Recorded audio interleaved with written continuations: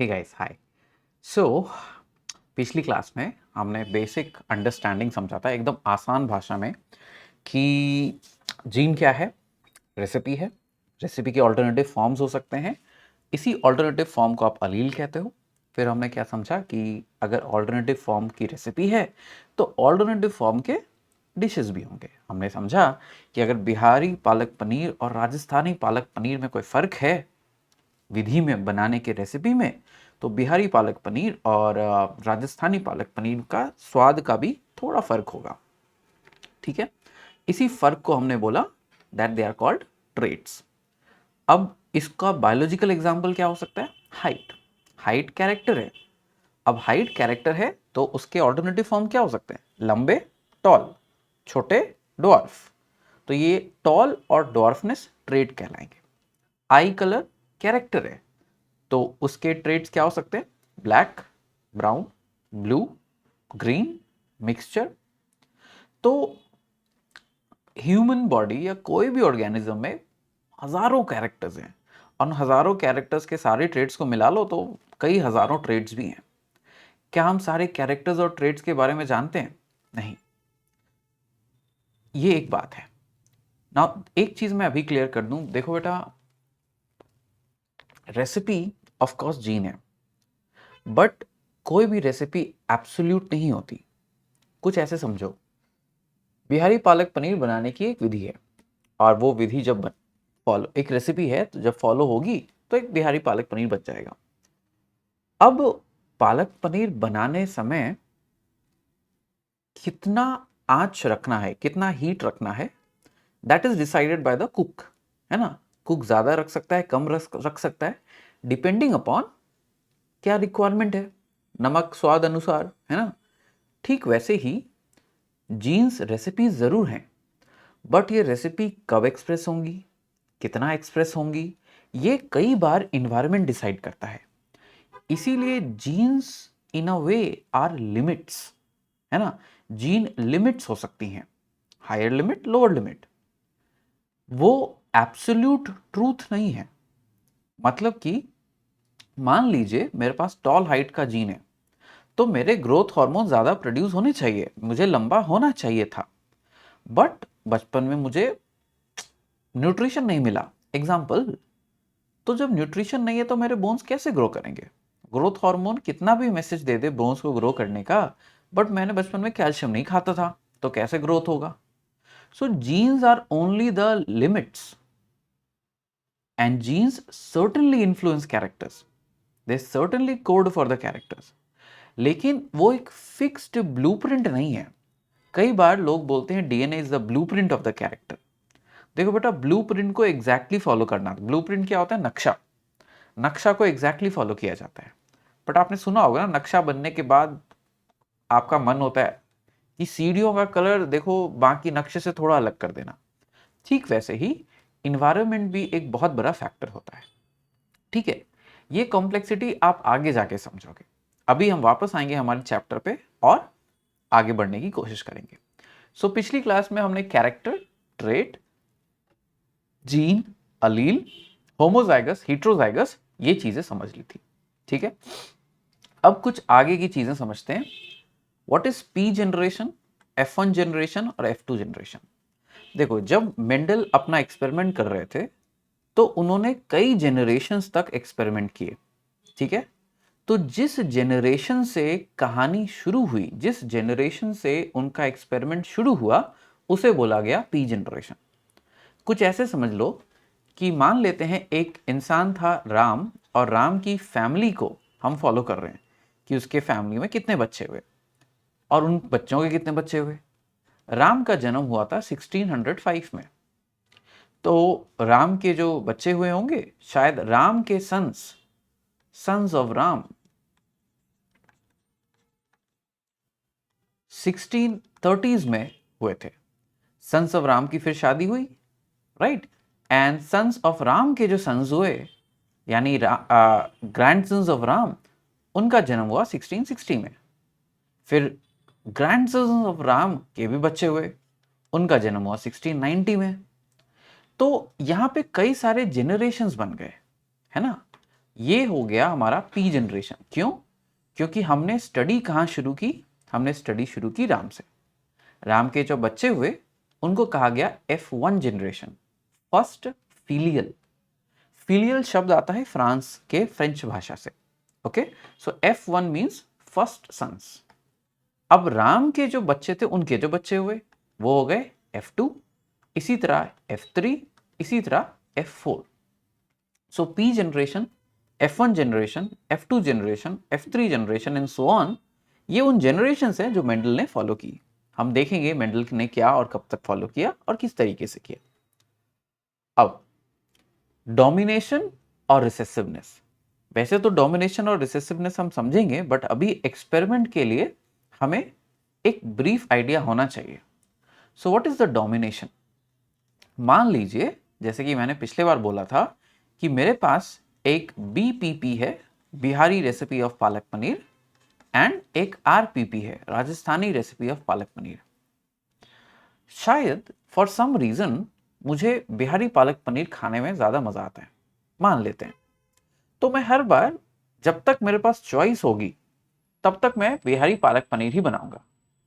अगर मेरे पास बिहारी पालक पनीर की बनाने का ऑप्शन है तो मैं बिहारी पालक पनीर ही बनाऊंगा।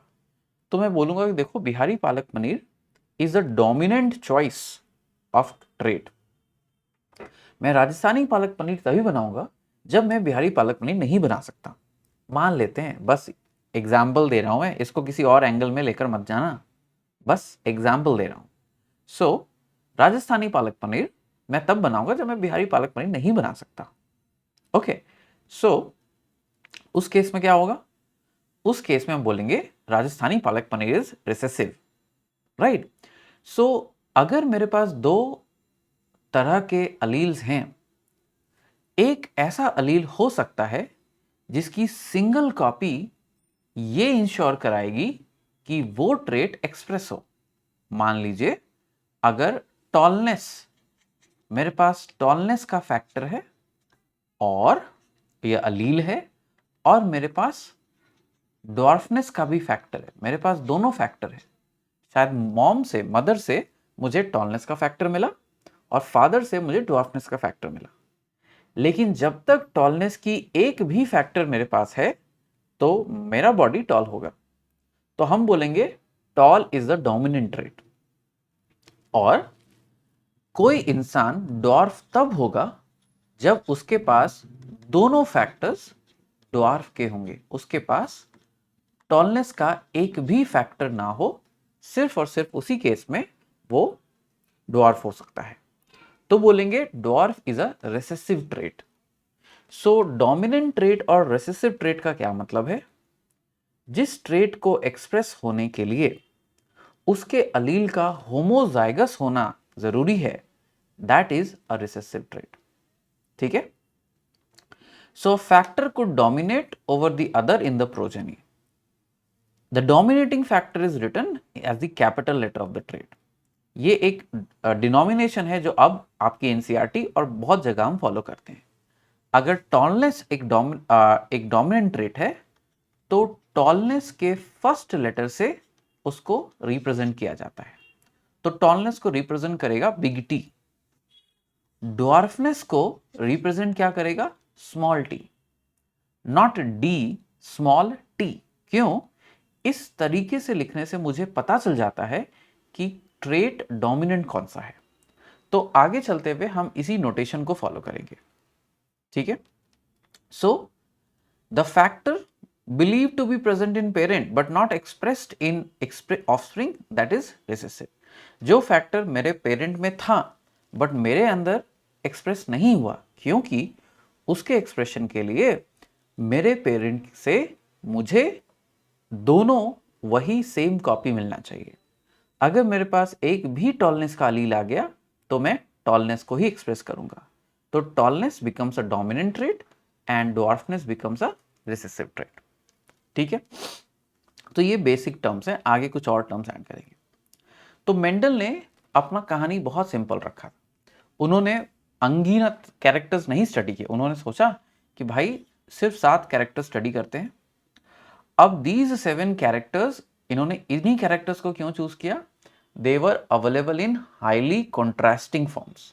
हाईली कॉन्ट्रास्टिंग फॉर्म का मतलब एकदम आसानी से उनके बीच का डिफरेंस पता चल रहा है। टॉल, ये तो dwarf, green pod, yellow pod, green seed, yellow seed, round seed, wrinkle seed. इसमें कोई बीच का फॉर्म नहीं था।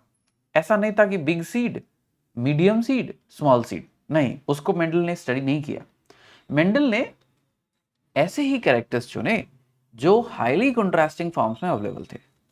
अब एनसीईआरटी लिखती है कॉन्ट्रास्टिंग ट्रेट्स और एलिलोमॉर्फिक ट्रेट्स का सिंपल मतलब है ट्रेट्स जो एकदम एक दूसरे से अलग हों। He referred these alternatives as contrasting characters, जैसे प्लांट का हाइट शॉर्ट और tall, and then he performed hybridization experiment for 7 years। NCERT का पॉइंट है बेटा, मिस मत करना, 7 years, और 7 years के डेट्स भी आपको पता होने चाहिए, 1856 से 1863। अब मेंडल ने दो तरीके के क्रॉसेस किए थे, monohybrid cross and dihybrid cross.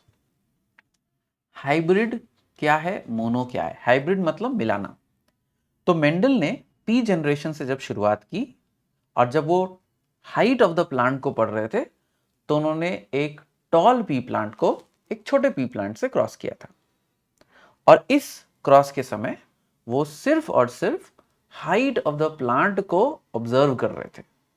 ये भी माना जाता है कि उनके ये जो टॉल और ड्वार्फ वैरायटीज थे, इनमें सिर्फ और सिर्फ हाइट का ही फर्क था। ऑफ द दोज 7 कैरेक्टर्स सिर्फ हाइट का ही फर्क था, बाकी के 6 कैरेक्टर सेम थे। तो जब ऐसी तरह की क्रॉस होगी जिसमें सिर्फ एक कैरेक्टरिस्टिक के इनहेरिटेंस को पढ़ा जाएगा तो हम बोलेंगे इट्स अ मोनोहाइब्रिड क्रॉस। जब आप दो कैरेक्टरिस्टिक्स को एक साथ ऑब्जर्व कर रहे होगे, उन दोनों कैरेक्टरिस्टिक्स में डिफरेंस होगा पी जनरेशन के बीच में, हम उनको बोलेंगे डाइहाइब्रिड क्रॉस। ठीक है, सो मोनोहाइब्रिड क्रॉस, डाइहाइब्रिड क्रॉस। अब देखो ये मेंडल के कुछ ट्रेट्स हैं, मैंने डोमिनेंट है, रिसेसिव है, ये भी मेंशन किया हुआ है। अब देखो एक नेचुरल सी बात है, थोड़ा थोड़ा अगर आप ये याद रखोगे ना अच्छा क्या है, तो डोमिनेंट ऑटोमेटिकली याद हो जाता है। ठीक है, सो round seed, wrinkled seed, round seed अच्छा लगता है ना देखने में, तो ये। अब सीड कलर और पॉड कलर, यहां होता है कंफ्यूजन, तो मैं उसको कुछ ऐसे याद रखता हूं, CD पॉड जी, वो एक गेम आया था ना बीच में, पबजी पबजी करके, तो मैं उसे ऐसे कुछ याद रखता हूं, CD पॉड जी। Seeds are yellow dominant, pods are green dominant. Pod मतलब बाहर का फ्रूट, ठीक है, तो सीड के येलो फॉर्म्स डोमिनेंट होते हैं, ग्रीन फॉर्म्स रिसेसिव होते हैं। अब यहां देखो आप, मैं जेनोटाइप पे भी आएंगे, डोंट वरी, ये क्या लिखा हुआ है ये मैं समझाऊंगा थोड़ी देर में। Pods green dominant, yellow recessive. Flower colour, violet अच्छा कलर है ना, थोड़ा कलरफुल है, वाइट एकदम सादा सादा, तो violet colours dominant, white colours recessive. Pod shape smooth dominant, constricted मतलब not smooth recessive. Flower position same way, axial या टर्मिनल। एक्सियल मतलब अगर ये आपकी प्लांट है तो प्लांट के एक्सिस में होगा, यानी जहां से स्टेम निकल रही है, स्टेम और मेन स्टेम के बीच से। टर्मिनल बोले तो शूट के टिप्स पे, तो एक्सियल या terminal. Stem height tall and dwarf. Okay, so ये 7 कैरेक्टर्स थे जो मेंडल ने चूज किए थे। अब जब भी हम कैरेक्टर्स की बात करते हैं, जब भी हम जीन और अलील्स की बात करते हैं, हम क्या बोलते हैं ना कि जो measurable manifestation of the gene है या अलील है, उसको बोलो आप phenotype. Physical expression of the genetic information, उसको आप बोलोगे फिनोटाइप, जिसको आप मेजर कर सकते हो। मेजर मतलब किसी ना किसी तरीके से ऑब्जर्व कर सकते हो। राउंड है या रिंकल्ड है आप देख सकते हो, येलो है या ग्रीन है आप देख सकते हो, टॉल है या डॉर्फ है आप मेजर कर सकते हो। सो मेजरेबल या observable manifestation of the allele, that is a phenotype. अब जीनोटाइप क्या है? It is the set of alleles in the individual. हर बार जब हम अलील्स की बात करेंगे, हम ATGC का लंबा कोड नहीं लिखने वाले, हम एक नोटेशन में लिखने वाले हैं जिससे हमें पता चले कि कौन से अलील उसके पास हैं, और वो नोटेशन कहलाता है जीनोटाइप। तो डोमिनेंट, अगर होमोजाइगस डोमिनेंट है तो कैपिटल लेटर से लिखेंगे बिग आर बिग आर। अगर होमोजाइगस रिसेसिव है और सिर्फ रिसेसिव होमोजाइगस ही हो सकता है तो लिखेंगे small R small R. Small R लिखने से मुझे पता चल गया कि राउंड डोमिनेंट है और रिंकल्ड रिसेसिव है। सीड कलर बिग वाई, क्यों? Yellow is the first letter of, sorry, yellow का फर्स्ट लेटर वाई है। स्मॉल वाई यानी ग्रीन। ओके, सो जब हम अलील को रिप्रेजेंट करते हैं तो उसको कहते हैं जेनोटाइप। जब एक्सप्रेसिबल फॉर्म की बात कर रहे होते हैं उसको कहते हैं फिनोटाइप। अगर मेरे पास सेम अलील्स हैं तो होमोजाइगस, डिफरेंट अलील हैं तो हेटेरोजाइगस। डोमिनेंट ट्रेट जो अपने आप को होमोजाइगस कंडीशन या हेटेरोजाइगस कंडीशन दोनों में एक्सप्रेस करवा सकता है। बिग आर भी टॉल होगा, बिग आर स्मॉल आर भी टॉल होगा। तो एक ही कॉपी काफी थी टॉल होने के लिए। बिहारी पालक पनीर मुझे अच्छा लगता है, तो अगर मेरे पास ऑप्शन होगा तो मैं वही बनाऊंगा, ऐसा। Bye the way, my ancestry is Rajasthan, तो मुझे दोनों पसंद है, इसका कोई और मतलब मत निकालना, ये बस एक क्लैरिफिकेशन था ना, एक एग्जाम्पल था। हाँ, मोनोहाइब्रिड डाइहाइब्रिड हम समझ चुके हैं, पी जनरेशन, F1 और F2 जनरेशन हम समझ चुके हैं, ठीक है। अगर इतना क्लियर है तो अब हम शुरू करने वाले हैं मेंडल्स मोनोहाइब्रिड क्रॉस। वीडियो अभी 16 मिनट का हुआ है, तो इसी वीडियो में कंटिन्यू करेंगे, ठीक है। नाउ, अब एक चीज याद रखना, ये जो टर्म्स है जीन्स, ये जो टर्म्स है अलील्स, ये टर्म्स का इन टर्म्स को मेंडल ने नहीं दिया था। मेंडल कहते थे फैक्टर। एक्चुअल टर्म जीन का किसने दिया था? जोहानसन।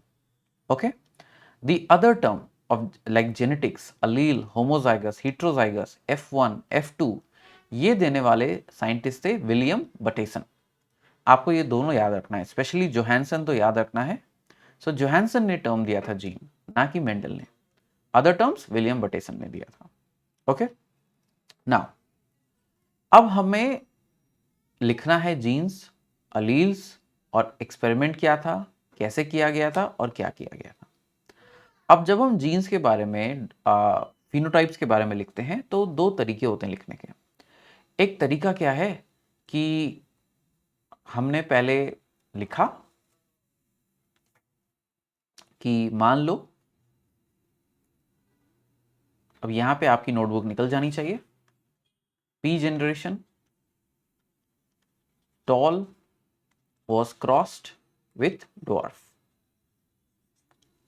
अब क्योंकि मेंडल ने 2 साल लगाए थे प्योर ब्रीडिंग वैरायटीज बनाने के, तो हम अज्यूम कर लेंगे कि tall must be big T and dwarf must be small T.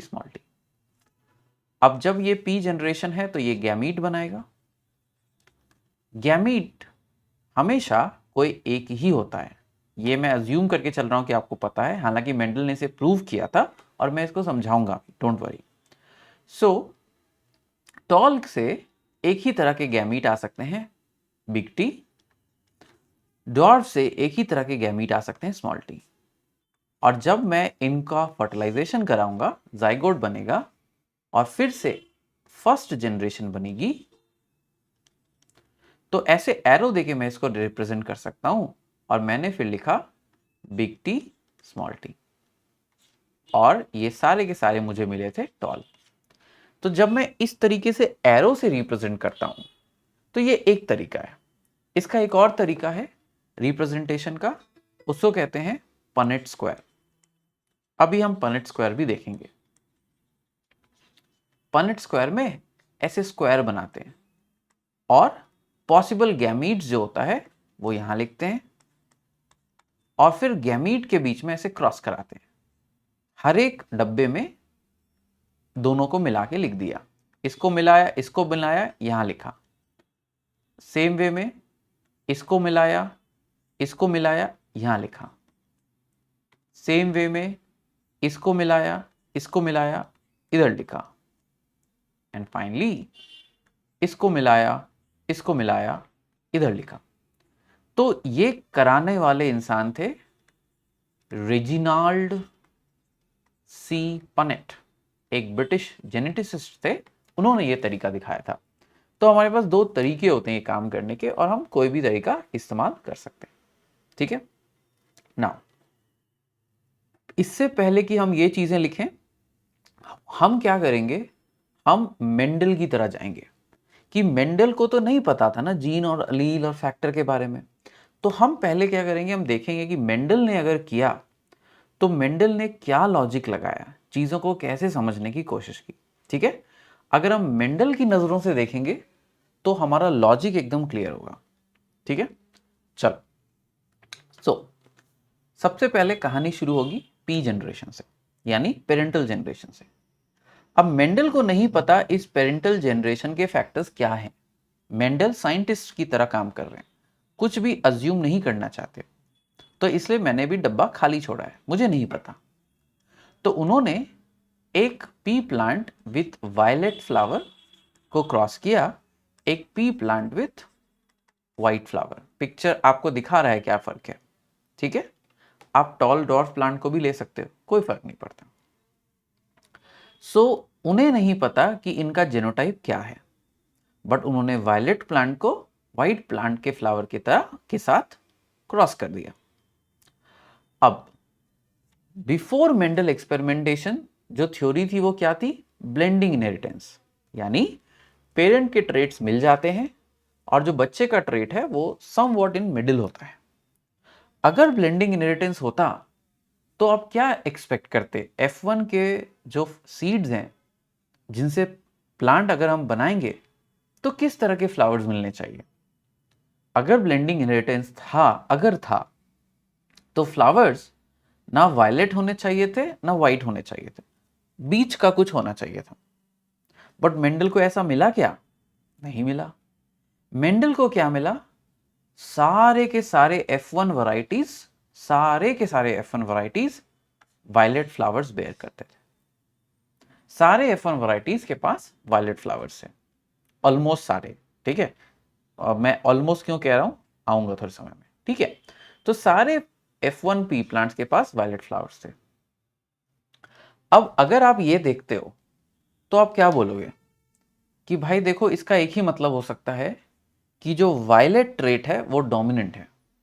जब भी आप मेरे घर आओ मैं हमेशा बिहारी पालक पनीर खिलाऊं, तो आप क्या बोलोगे कि सर आपको लगता है कि बिहारी पालक पनीर पसंद है। जब भी आप मुझे देखो तो मैं हमेशा व्हाइट शर्ट पहनता हूं, तो आप क्या बोलोगे, सर आप, मुझे लगता है कि आपको व्हाइट शर्ट पसंद है ना। तो वो मेरा डोमिनेटिंग चॉइस है। ठीक उसी तरह जब F1 में सारे पी प्लांट्स वायलेट मिले तो मेंडल ने सोचा कि देखो ऐसा लगता है कि जो पी प्लांट है उसके जो फ्लावर कलर हैं उसके दो ऑप्शन हो सकते हैं, वायलेट और वाइट। बट वायलेट जो है ना वो डोमिनेंट है और जो वाइट है वो रिसेसिव है। बट इसके दो वजह हो सकते हैं।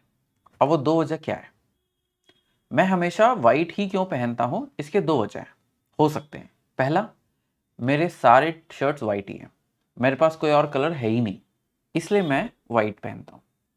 ठीक, दूसरी वजह ये भी हो सकती है कि देखो मेरे पास वाइट और वायलेट दोनों शर्ट है, मुझे वाइट पसंद ज्यादा है ना।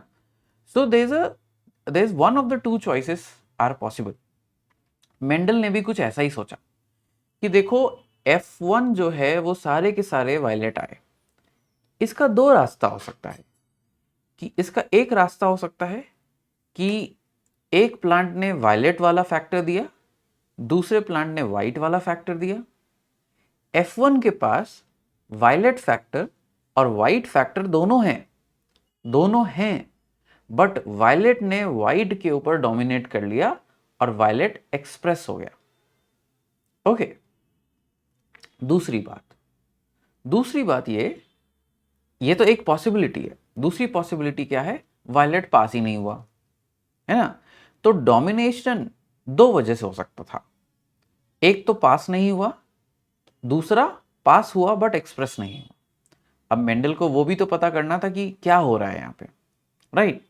सो मेंडल ने फर्स्ट कंक्लूजन क्या निकाला कि देखो, one trait certainly dominates in F1, but it could be due to the fact that the recessive trait must have been passed but stayed recessive or not passed at all। दोनों में से कुछ भी हो सकता है, ठीक है।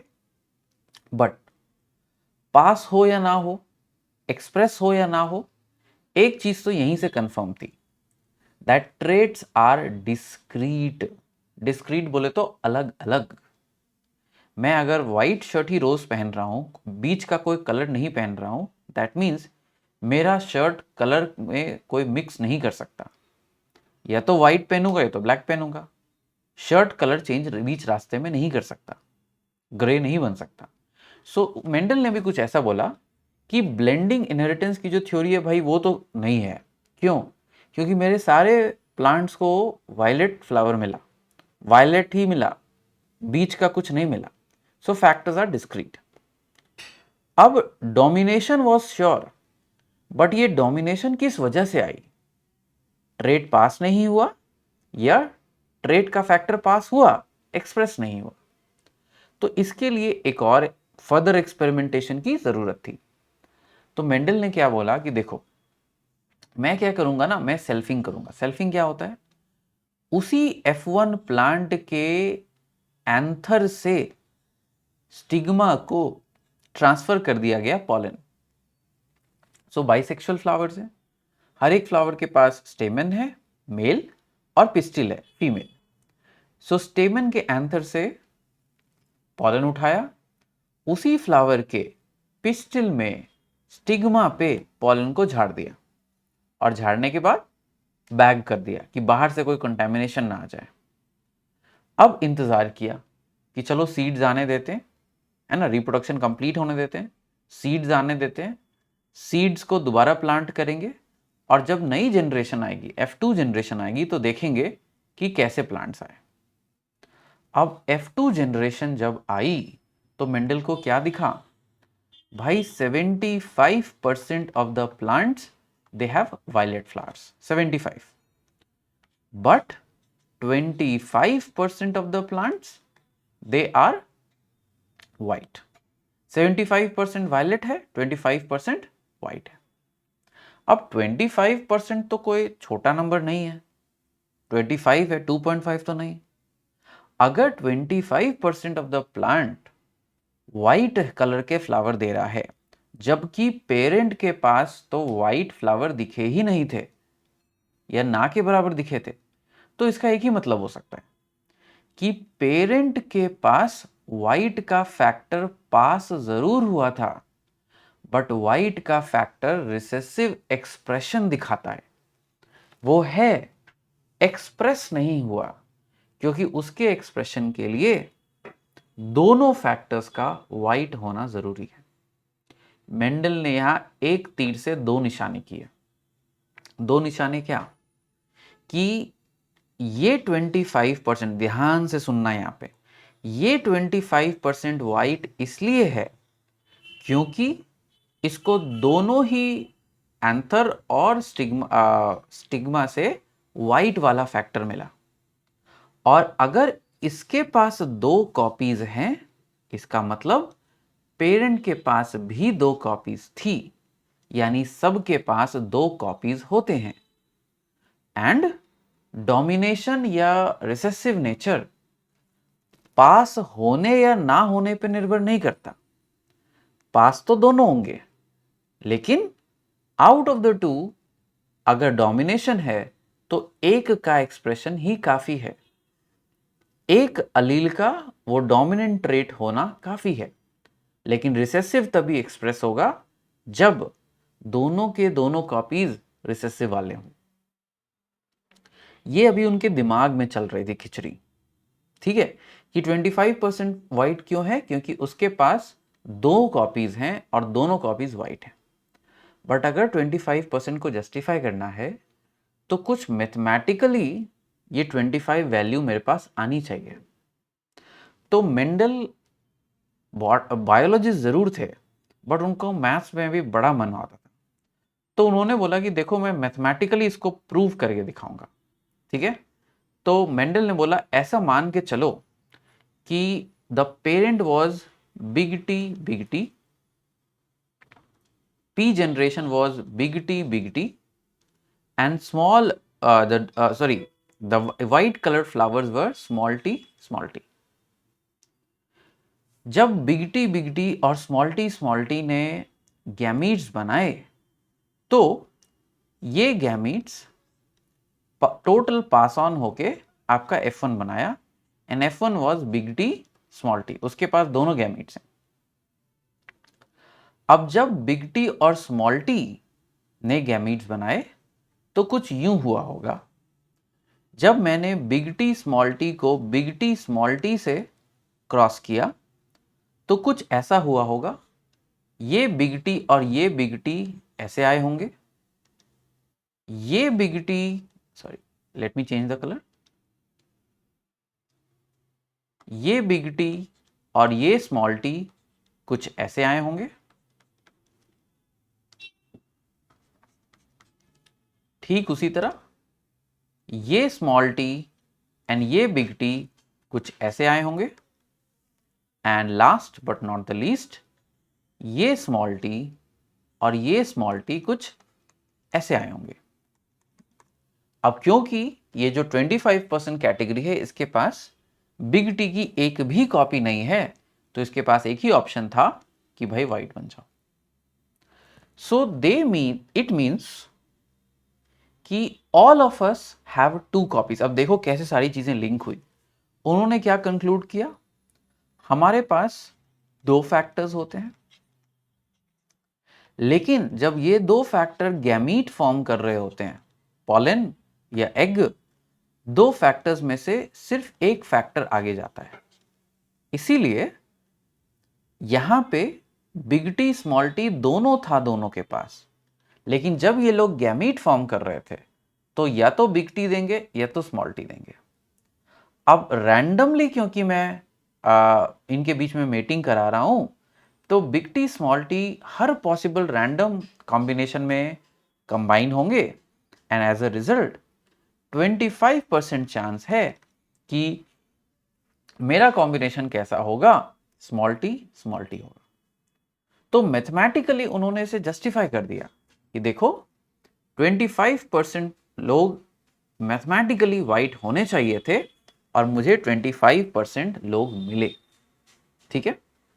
सो मेंडल ने रीजन किया, one trait certainly dominates in F1 but it could be due to recessive nature, या पास ही नहीं हुआ।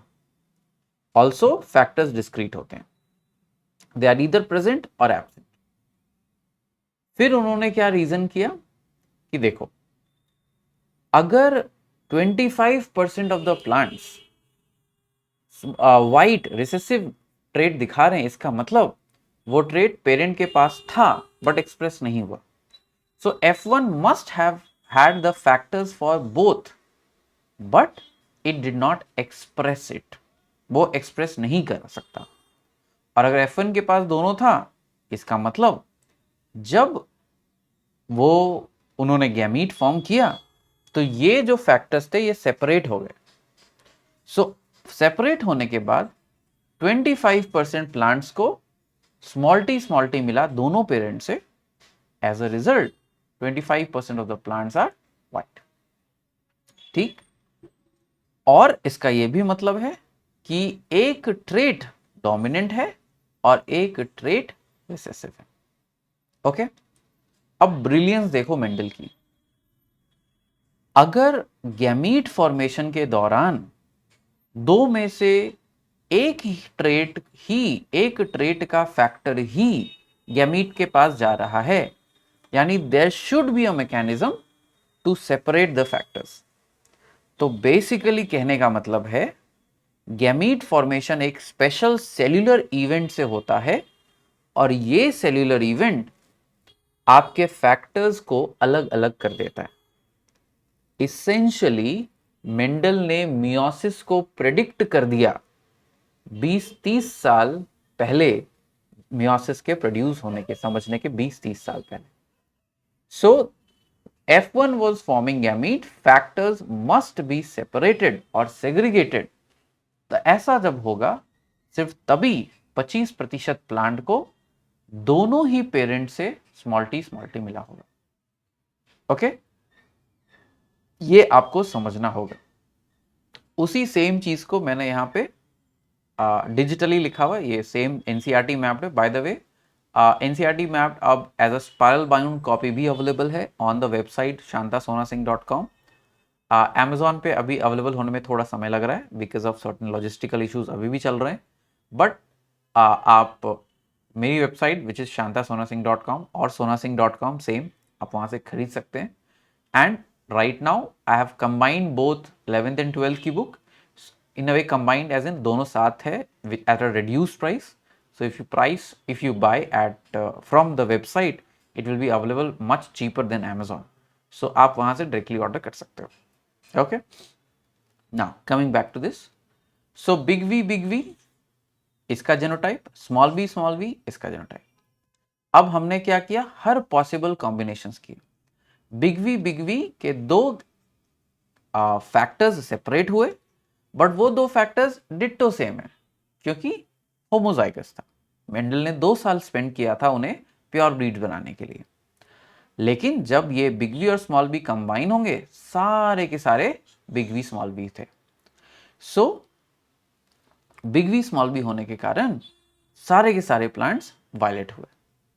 ओके, ना जब सेल्फिंग हुई F1 के तो फिर से सेपरेशन हुआ क्योंकि सारे लोग बिग वी स्मॉल वी थे. तो सारे लोग ने 2 तरह के गैमीट्स दिए, big we small B, big V small V. As a result जब वो कंबाइन हुए तो 75% आपके वायलेट कलर्स आए, 25% आपके व्हाइट फ्लावर्स आए. ठीक है, अब यही मैं कह रहा था कि रेजिनाल्ड सी पनेट ने बोला कि देखो आप एरोज चाहो तो बना सकते हो, बट एक साफ सुथरा तरीका है. वो साफ सुथरा तरीका क्या है, ऐसे टेबल बनाओ. तो हम टेबल बना के दोनों पेरेंट के अलील्स को या फैक्टर्स को टेबल के ऊपर रोज एंड कॉलम्स में लिख देते हैं. तो बिग वी स्मॉल वी था ना, तो big V small V, big V small V, और हर एक डब्बे में आप दोनों को कंबाइन करो. बिग वी को कंबाइन किया तो big V, big V small we को कंबाइन किया तो big V small V, once again big V small we को कंबाइन किया तो big V small V, and small we को कंबाइन किया तो ऐसा. ठीक, when we are able to do this, तब जाके हमें 2 रेशियोज मिलेंगे. 2 रेशियोज क्या मिलते हैं F2 का. फर्स्ट चीज मिला कि 75% of flowers they have big V और big V 75% of flowers are violet. तो फिनोटिपिकली मेरे पास 75% वायलेट फ्लावर्स थे और 25% व्हाइट फ्लावर्स थे. तो मुझे रेशियो मिला 3:1. लेकिन अगर मैं उनका जेनोटाइप देखूं तो मुझे क्या मिला, big V small V, small V. So 1:2:1. So F2 genotypic ratio क्या है, 1:1. अब इसी के ऊपर क्वेश्चन आएगा. कई बार आपको डिफरेंट तरह के क्रॉसेस देंगे और आपको जेनोटिपिक रेशियो फिनोटिपिक रेशियो पूछ लिया जाएगा. दैट्स इट, बस यही है. इजी है बेटा, बिल्कुल भी डिफिकल्ट नहीं है, बहुत इजी है एक्चुअली. बस आपको समझना है. अगर आप समझ रहे हो ना तो कोई इशू नहीं आएगा. ठीक है. नाउ मोनोहाइब्रिड क्रॉस की मदद से फाइनली मेंडल ने 2 प्रिंसिपल्स दिए. Okay, what were the 2 principles. सबसे पहला law of dominance. Law of dominance क्या क्या चीजें कहता है. पहला, characters are controlled by discrete मतलब अलग अलग, कोई ब्लेंडिंग नहीं हो रही, डिस्क्रीट यूनिट्स. और मेंडल ने उसे क्या बोला, फैक्टर्स. हर एक इंडिविजुअल के पास फैक्टर पेयर में होंगे, क्योंकि पेयर में नहीं होते तो वाइट कभी जाता ही नहीं.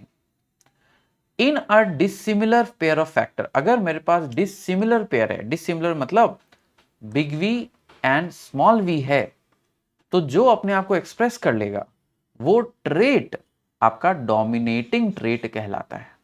जो अपने आप को एक्सप्रेस नहीं करता वो ट्रेट रिसेसिव ट्रेट कहलाता है।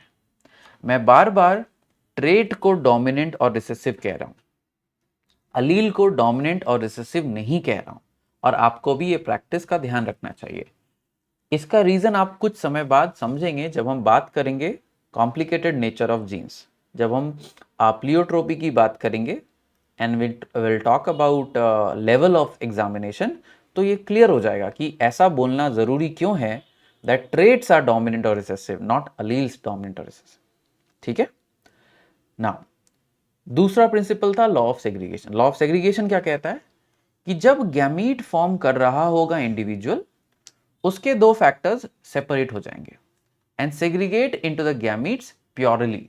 एक गैमीट को सिर्फ एक ही फैक्टर मिलेगा, कोई मिक्सिंग नहीं, कोई ब्लेंडिंग नहीं।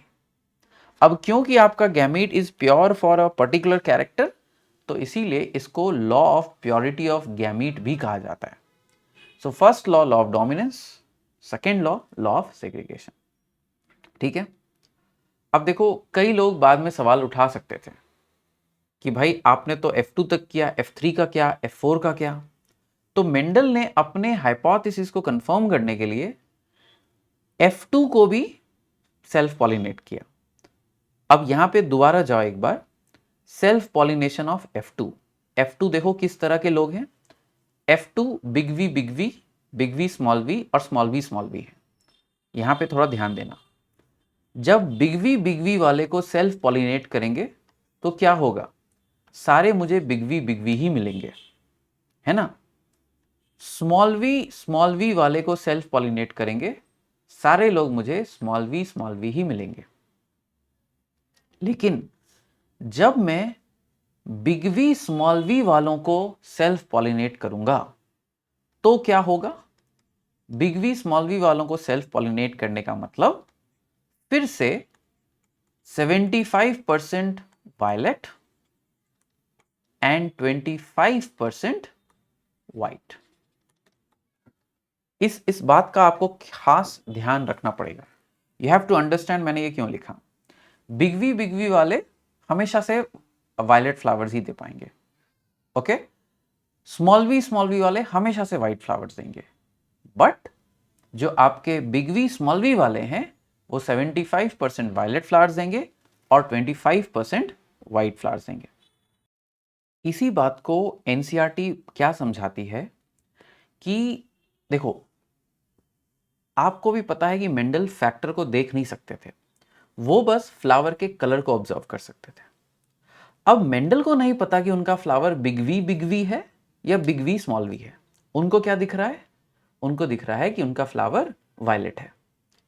तो अगर आप इन चार वैरायटीज को देखो, big V 50% big V small V, 25% small V, तो आपको क्या दिखेगा कि out of the violet flowers सिर्फ 75% थे सारे फ्लावर्स का, but out of the violet flowers 1/3 of the flowers will only give violet colours.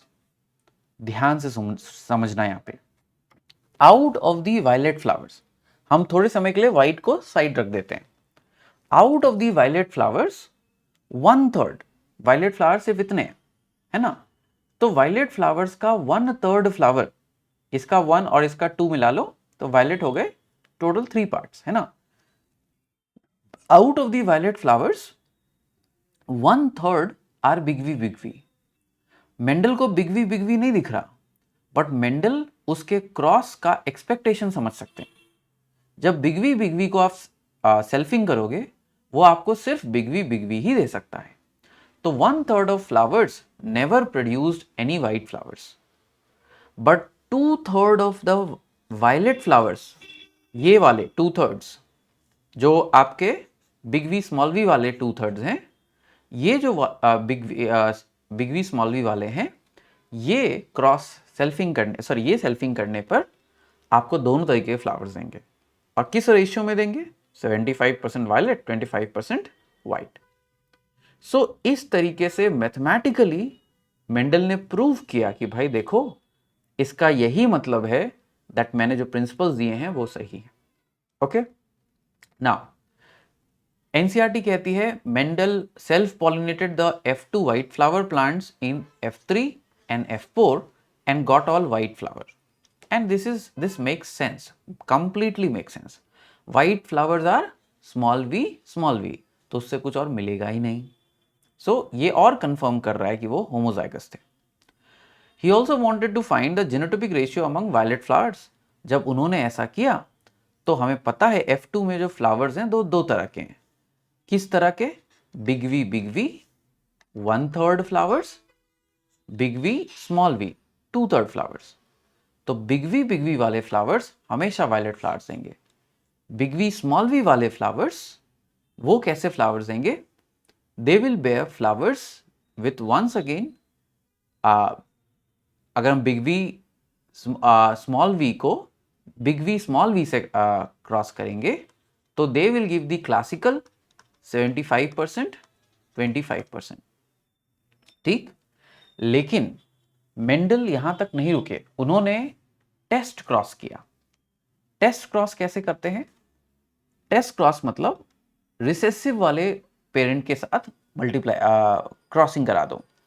Recessive parent is small V. अब रिसेसिव पेरेंट को के साथ अगर मैंने क्रॉस कराया तो कोई फायदा नहीं, क्योंकि मेरा एक अलील तो हमेशा बिग वी होगा. तो 100% of the pea plants violet flowers. लेकिन अगर मैंने टेस्ट क्रॉस कराया हिट ये बिग वी स्मॉल वी वालों के साथ, तो क्या होगा? 50% flowers big V small V, 50% flowers small V. अब एग्जाम में हम आपको दोनों में से कुछ भी पूछ सकते हैं. हम आपको पूछ सकते हैं what if 2/3 of the flowers were crossed with were selfed. What if 2/3 of the flowers were crossed with a recessive parent or test cross was performed? अगर आपने टेस्ट क्रॉस किया तो big V small V multiplied by small V, तो उस case में big V small V and big V small V, small V 50% violet, 50% white.